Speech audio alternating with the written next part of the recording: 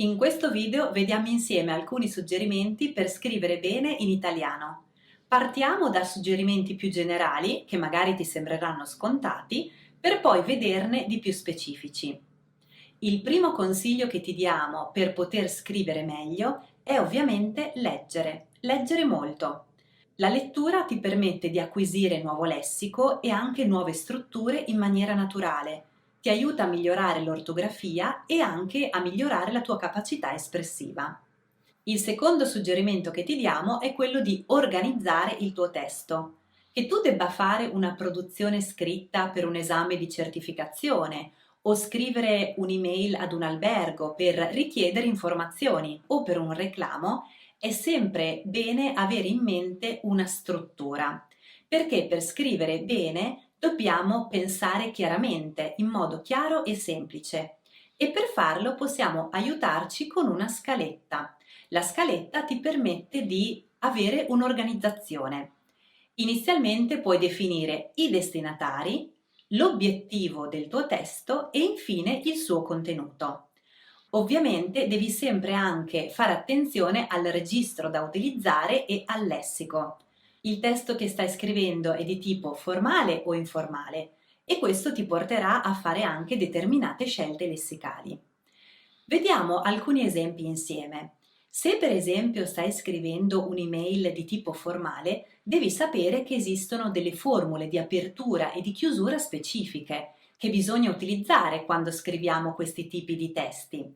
Alcune formule che potresti utilizzare nella scrittura di un'email di tipo formale sono queste: gentili signori, alla cortese attenzione di, spettabile direzione. Alcune formule che invece puoi utilizzare per concludere il tuo testo sono le seguenti: rimango in attesa di un suo gentile riscontro, cordiali saluti. La ringrazio anticipatamente per la sua attenzione e porgo cordiali saluti. Cominciamo a scendere sempre di più nel dettaglio. Parliamo di organizzazione della frase, la sintassi. Nei video precedenti abbiamo detto che nell'oralità, quando parliamo, la sintassi è abbastanza frammentata. Ci sono ripetizioni, esitazioni, sovrapposizioni di turno. A volte le frasi possono essere poco coese, ma ricostruiamo il significato dalla globalità della frase e dal contesto. All'orale generalmente c'è anche poca varietà di congiunzioni, si usano poco le congiunzioni, soprattutto quelle subordinanti. Bene, nello scritto invece vogliamo fare più attenzione al lessico che usiamo, più attenzione all'organizzazione della frase e anche all'uso delle congiunzioni, ma non vogliamo scrivere in burocratese, mai. Quindi è giusto avere delle frasi che siano coese, corrette, che ci siano delle subordinate, ma non troppe, e anche una scelta accurata delle congiunzioni. Al posto della congiunzione perché nelle causali potremmo usare in quanto o poiché, ma perché è perfetta.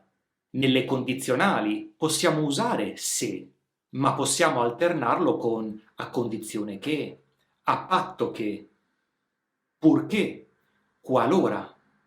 In una subordinata concessiva possiamo usare la locuzione anche se è perfetta, ma potremmo decidere di sostituirla con malgrado, nonostante, sebbene. Avremo quindi un registro e un linguaggio più sorvegliati man mano che il livello di formalità cresce, ovviamente. E arriviamo all'ortografia, finalmente. I due aspetti dell'ortografia più difficoltosi potrebbero essere l'uso delle doppie e la punteggiatura. E mettiamoci anche l'apostrofo. Per quanto riguarda le doppie, lo so, è un argomento molto ostico.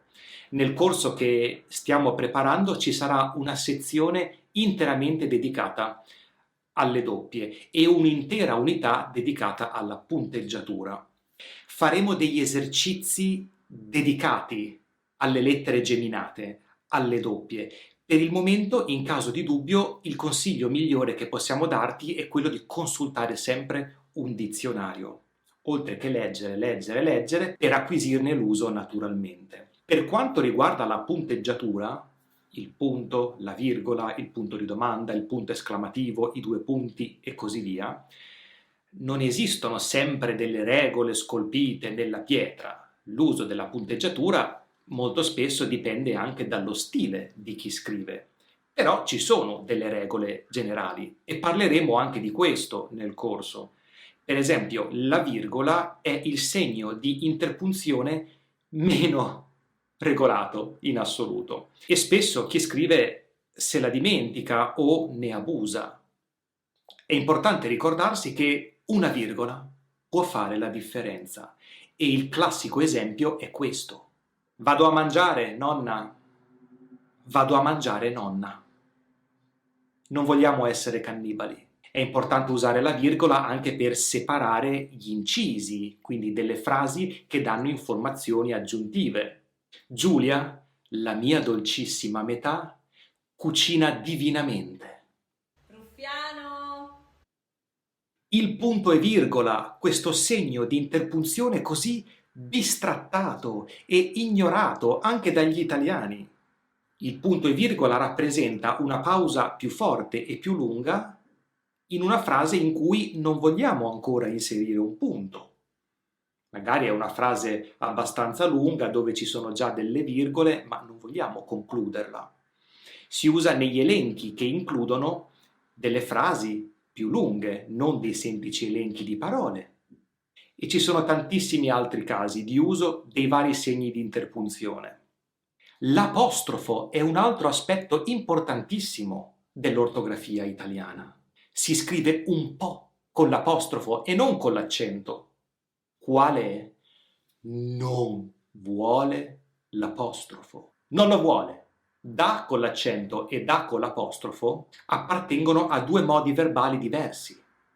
Da è la terza persona singolare del presente indicativo, lui o lei dà, e da con l'apostrofo è l'imperativo informale. Da una mano a tua sorella. Quindi sono tantissimi i dettagli da considerare quando si scrive. Pensa che bella figura farai quando scriverai un testo scritto perfettamente, ortograficamente e anche a livello di lessico e costruzione della frase. Qualsiasi testo tu debba scrivere. E siamo arrivati all'ultimo suggerimento per poter scrivere bene in italiano.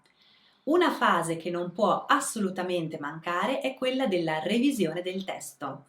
La scrittura ovviamente è un'attività che richiede tempo, non solo di pianificazione, ma anche per la stesura del testo. E una volta che hai terminato il tuo testo, ti suggeriamo di rileggerlo. Rileggerlo anche un paio di volte. In questo modo puoi verificare tutti i punti di cui abbiamo parlato prima, quindi l'ortografia, la punteggiatura, il lessico, e fare una revisione generale. Ti consigliamo di tenere al tuo fianco un buon dizionario. Bene, a questo punto non ci resta che darci appuntamento al prossimo video, in cui faremo Un bel dettato! e potremo mettere in pratica tutte le cose che abbiamo visto oggi insieme. Avrai semplicemente bisogno di carta e penna. Preparati! Al prossimo video. Ciao! Ciao!